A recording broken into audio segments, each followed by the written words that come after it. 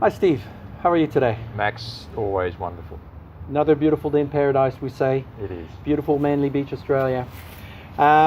Steve, we've been working on physical issues that I have. Some are older sport injuries. We've all had those. But we're working a lot on my physical, that is because of being an office worker or a computer guy, always on the computer in a certain way. So we've been treating, and if you watch the other videos, we've been treating my shoulders, my neck, my arms, wrists, and everything else. That's the physical or the external. Now, I hear that we may have an internal, which could be mind, spirituality, or whatever it is. Yeah. Is that right? That's 100% true, but what we deal with mostly in the clinic, not mostly, but a high percentage of people come in with a physical problem. But 100% of the people who come in have got internal issues that they haven't ever explored. Okay, so when we're born vulnerable. We start to develop personality day one. Okay, we like people to like us. So we start to develop this personality in order to survive. So our primary care is mum and dad. We spend most of our time developing personality based on happiness and joy. So we develop a pleaser, one of the first voices we develop. So just remember, they've got this vulnerable self we're born as. So a lot of these internal selves or voices we develop are to protect that inner child. Now this sounds all very deep and meaningful, but it is. So my goal with this work is to help people explore these sub-personalities or energies or voices that we develop in order to protect this part of us that's very vulnerable. Okay, nowadays it's not appropriate to be out in the world and being vulnerable and open to people's judgments, criticisms, anxieties. So we have to put on different masks. If we think of what personality means, persona is the word meaning mask. So for each of our roles in life, whether it's a father, a worker, a friend, we put on a different mask according to how we want this person to look at us. Okay, so, and this is, I could go on forever, but this is the issue. People they're putting on these masks in order to cope, in order to survive, in order to impress people, without being aware of what each of these voices is really doing. So by creating this personality, which is no awareness, we're just running through these different selves according to our situation in society. So a lot of heart attacks, a lot of strokes, a lot of issues with mental health, anxiety, depression, I think is based on this fact that we're not aware of who it is that's driving our psychological car. So most people, I say, look, we're in the back. All these different parts of us that drive us and push us, want us to achieve, be better than, be happy, be responsible, are in the front driving. We've got to reverse this. We've got to get in the front seat, get these sub-personalities or voices in the back seat, so we then become aware and in control of who we really are.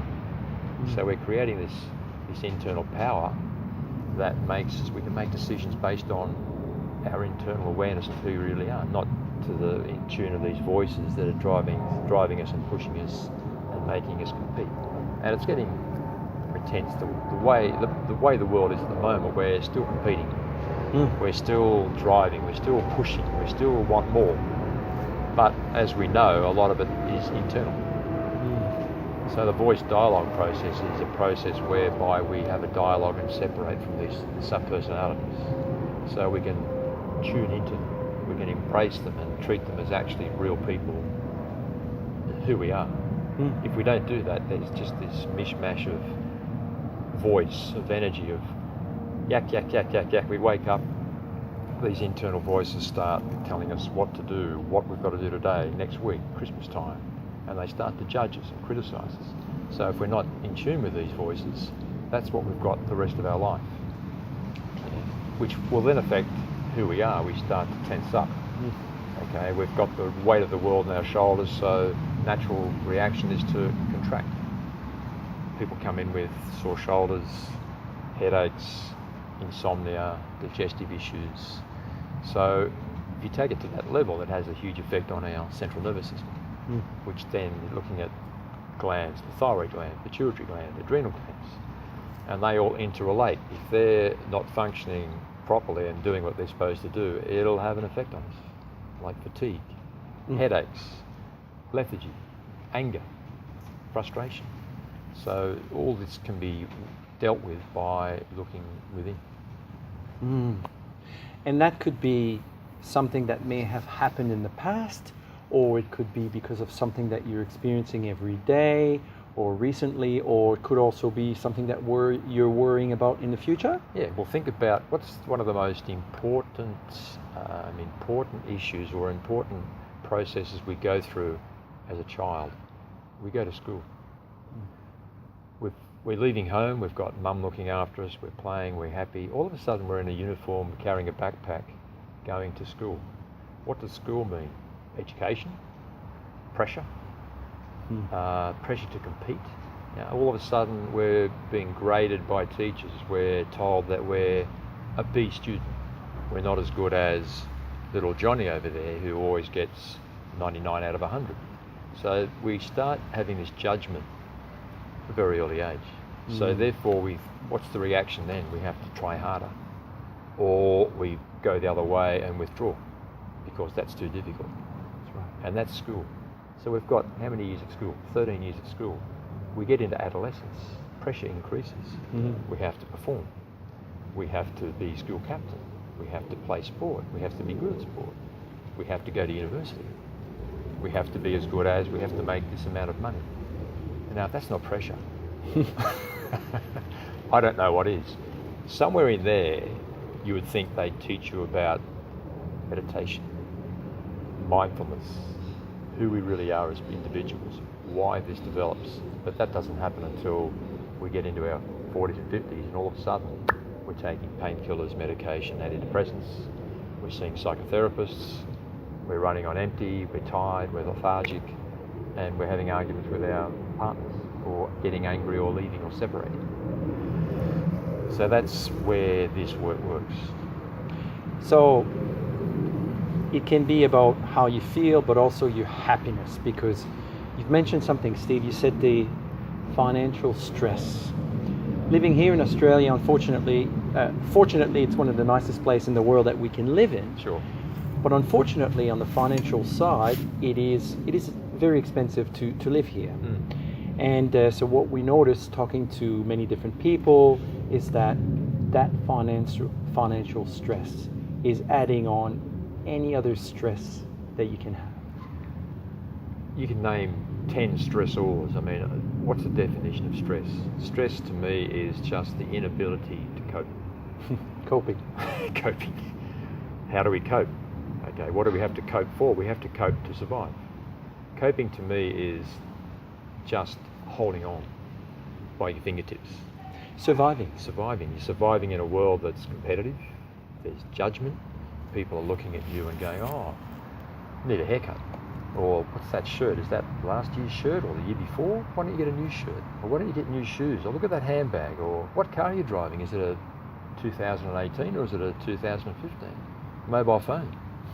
Wow, that's only a Samsung 6. I've got a Samsung 7. That's pressure. All of a sudden you're thinking, oh, I should get a Samsung 7. I'll go and get one and pay $1,000 and then this guy's now got a 9. Okay, so little things like that build up. If it's car, phone, you start putting on weight. Okay, so we get to our 30s and 40s, we're not as active, we stop doing sport, we stop having fun, we stop going out, we focus on money, making money, surviving. We don't eat correctly, we don't sleep properly. Why? Because we're not being true to ourselves. Okay. We're not understanding what it is that's driving us to compete. When you do this, you can sit back and go, wow, that's what I've been doing for all these years. Make a decision to change things and start looking up. Put yourself number one. Most people I see are down here somewhere. Sons, daughters, husband, whatever it is, you're right down here. So what do we teach is get the people at number one. Look after yourself. It's okay. It's not selfish. It's not selfish. Okay. You're looking after yourself. And by doing that, you can then impart that wisdom, knowledge, wherever it is, onto someone else. And I'm assuming ladies are probably more guilty than men would be, because obviously they're the moms, and I've met a lot of ladies, and they, exactly what you're saying, Steve, they're putting themselves last, don't have time for themselves to stay fit, have fun, and it's all about running here, running there, and whatnot. So, but then, so awareness, so you've mentioned awareness, so then it becomes wanting to make a change. Before, you have to be aware. To make a change, you need to be aware.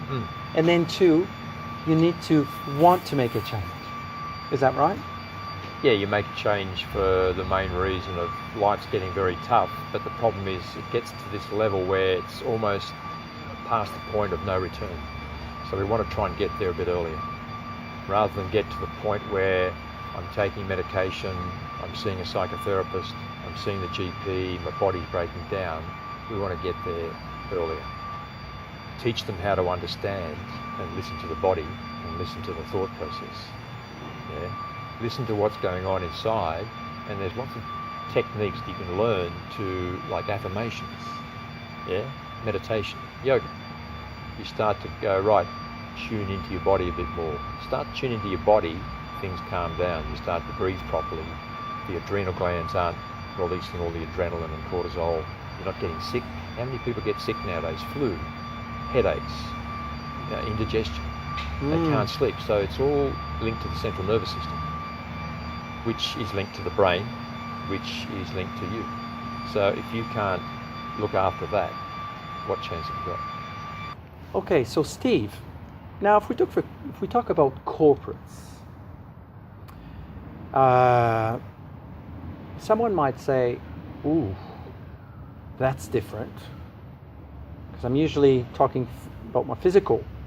I don't talk about my mental, my spiritual, and whatnot. So how do you approach people with voice dialogue, or helping them from the inside out?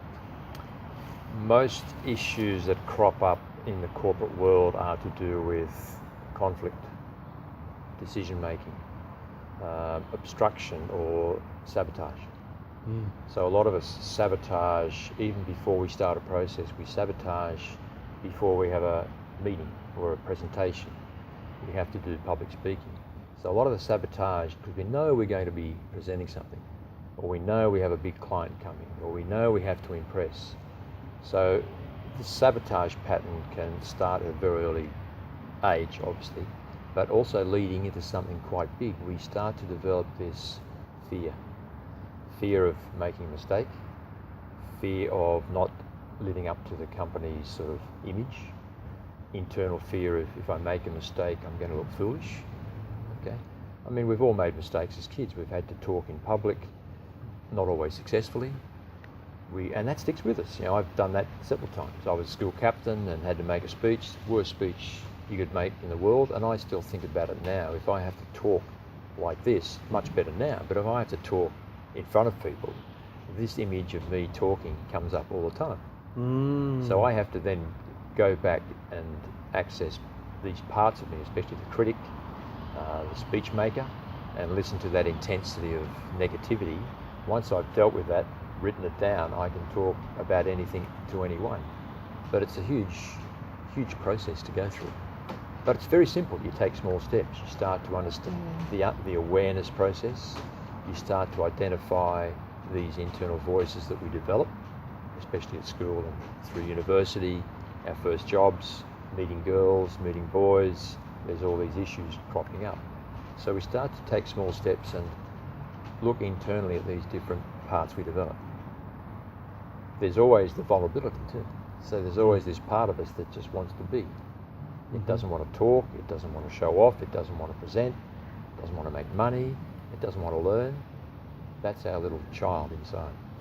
It just wants to be. When you access this voice, and this is what the work's all about, is identifying the dichotomy or the relationship between the powerful internal voices and the more fun-loving, carefree spiritual ones. You need to separate identify, but separate from them and understand this shift that's taking place. When we go into this vulnerability, how do we feel? We feel lonely, we feel sad, we feel emotional, we feel scared. But that's where these primary energies, all these internal voices, the critic, the pusher, the pleaser, the ones that drive us to strive, take over and protect that, which is, they're doing a role. But without that awareness and that shift and separation, we're always at the beck and call of these primary energies. So that's where the power is. And then that has that knock-on effect on our body.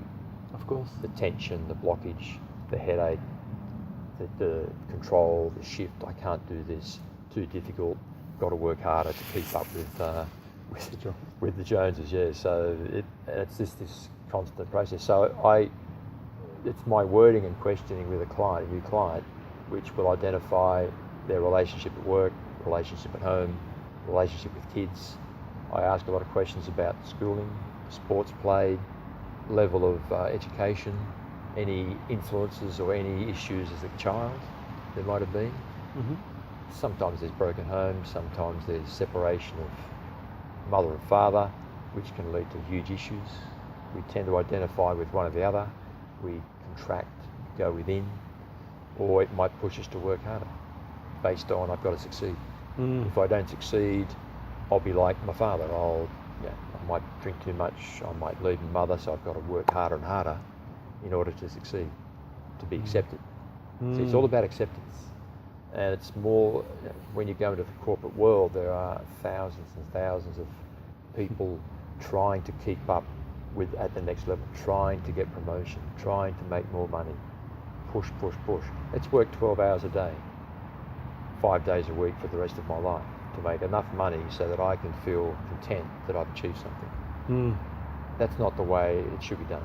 You will achieve whatever you want to achieve by becoming aware of who you are at an internal level. When you do that, things open up. Opening the doors. Universal consciousness. It's all there. You just have to allow it to open up, to experience it. Things then come into your life. It's there. Things come in. Could be money, could be a job, could be a book to read, could be a partner, it could be a chance to have a day off. But things will come into your life that you need, but you're just not tuned into it. It's like changing the frequency of a radio station. There's no static, there's no crackle. You hit the dial the right point, clarity. And that's the energy. And that's the energy within, yeah. So Steve, so that means, let's say, I understand voice dialogue can be done you with a group of people, so that's okay. But when we do it one-on-one, so you, as you said, and we will do this. So we will do. Steve will have a session about voice dialogue. A role play. And so what you do, as you just said. So if I understand correctly, because I've never done it myself. So you will ask me questions, and I'm assuming, obviously, you'll pay attention to my body language, my feelings, posture, everything. Because you were saying before that when your patients come in, you observe. So you will walk the way they come in. You will walk the way you'll notice the way they dress, they speak, they sit, and whatnot. Is that right? It's exactly right. It's like I said to you before, whoever walks in the room, that's what I work with. So as soon as someone walks in the room for a voice dialogue session, close the door, they sit opposite me at the right distance, and we start a conversation. So we start talking about whatever we want to talk about. When they start talking, you identify who it is that's walked in, which part of them has walked in. It could be power, it could be someone sitting there afraid, it could be someone who's just like interested. So whoever walks in that room, you work with that energy, and you have a dialogue like we're talking now, but sitting face on, and you start this process of identifying not all energies, but 2 or 3. Yep. And by separating, I'll get that person to shift. Okay. So it's all about shifting out of this space. We're trying to develop a thing called an aware ego, because our ego is how people identify us. People look at someone and go, oh, you're arrogant, or you're a bit over the top, or you're a pain in the arse, whatever it might be. That's our ego. We're trying to develop an awareness of our ego. Okay. so that we can say, right, I've got this part of me, I'd like to explore that. And one of the most powerful voices we can work with is the critic. The critic develops very early because the critic is there to criticise us before someone criticises us.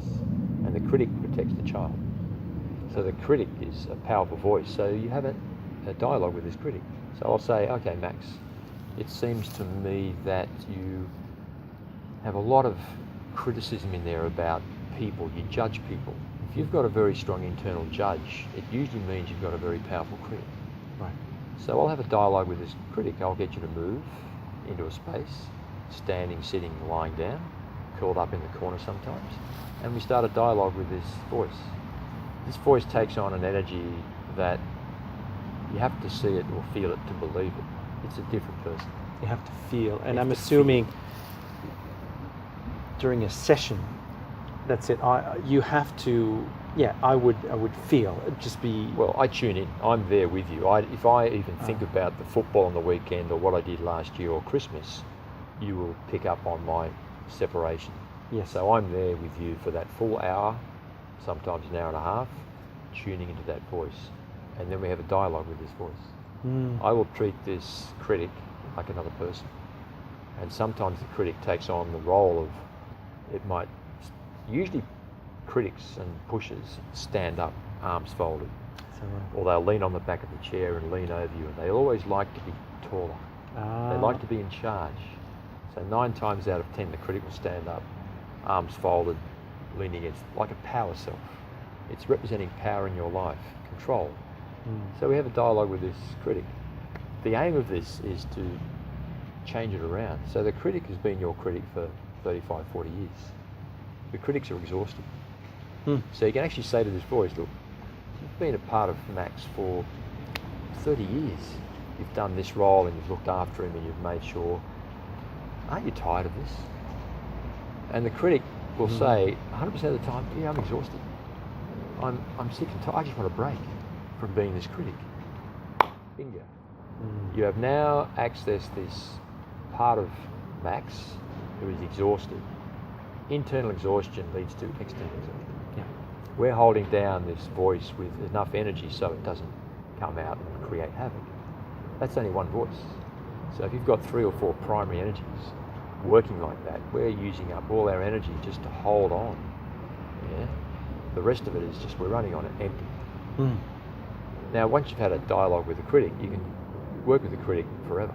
You don't have to stick with. You can work with another voice, but the critic is a good one. It gives you an access into other parts of the subpersonalities. Right.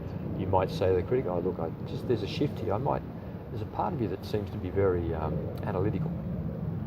Let's have a talk to that part that's very analytical, very left side brain." So you might have a dialogue. Then you'll shift back to awareness, identify, debrief from the critic, move to another space. Right. So we're separating. By separating, we're allowing us to open up and remove this blockage that sits here, this noise, this chatter. When you sit back down, when I move you back to awareness, most people sit there and they've just got this vague look on their face.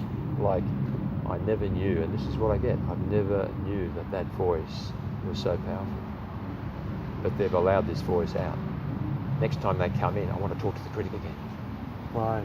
Because they know what to expect and they've had a shift in energy. They then can breathe. They can then, the anxiety goes because you've identified a part of them that's been there for years. That's had this controlling influence on their life. So it's a very simple process, but it allows you to embrace each of these voices, and it's like a team. Right. And you work together.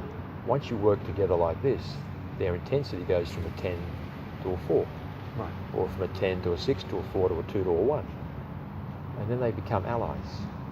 You can say to the critic, look, Max is a pretty good guy and he's done this work and he's got some great ideas and he's not that bad, and how would you like to be working with him and helping him out? Critic goes, what a great idea. So you can influence these voices by the question.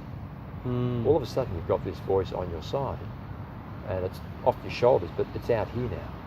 So you've got this clarity, this energy back, this release. Shoulder pain disappears, chest pain disappears, headaches are gone, eyes are wide awake, you sleep better, you relate better. It'll affect relationships at work. If there's someone at work that there's conflict, this stuff works with conflict beautifully, because you can identify what it is in another person that is causing this conflict.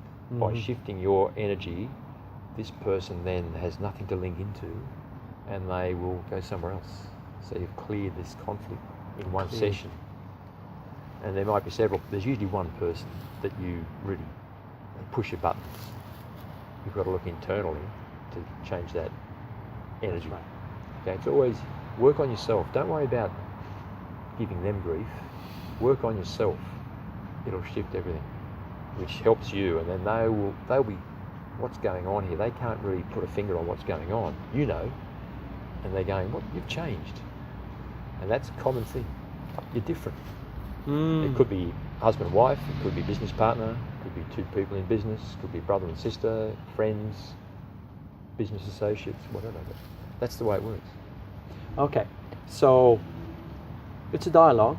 It's a dialogue. It's a dialogue, one-on-one. We're having a conversation, but the dialogue will shift. My energy will shift with your energy. So I'll be asking questions. Once you move into that space, which is a different space, it's very organic. There's no rules. It's not like AB's got to do it this way. It's not scripted. It's not scripted. It's totally energetic and organic, which is the way it should work. Right. Because we're tuning in. It's not like, oh, I forgot to ask that question.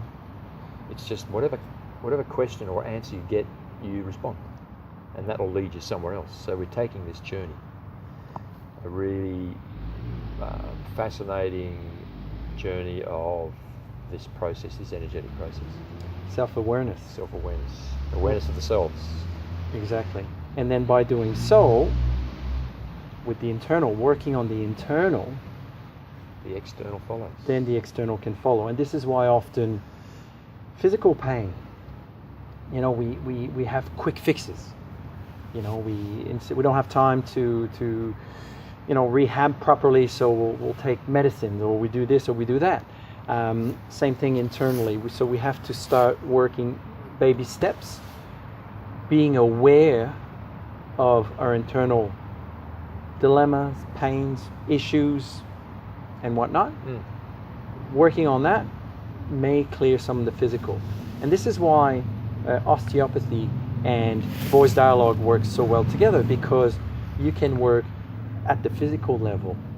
And as you're working on the physical level, you can actually, through conversation, discover what's really happening. And the tightness in the neck, is it because of the stress, because of this, because of that, work, family, this and that. So that's a great combination to that's why I love doing it, because you're actually physically touching someone, talking to them, you're connected energetically.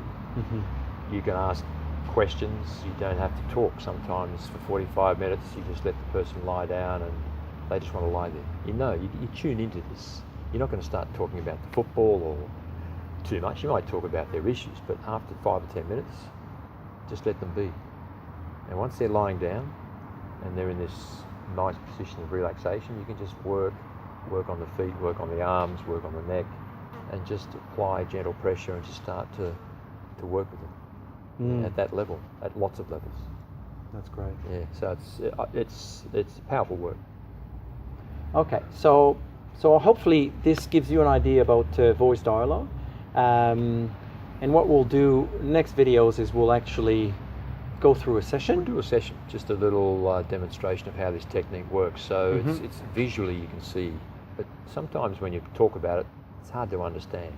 When you see visually what is going on, some of the questioning that I'm asking, some of the responses, the way the organic nature of the work, it then starts to click, and you'll start to tune in energetically by just, and sometimes in a scenario where you've got one-on-one, but you might have 2 or 3 people observing.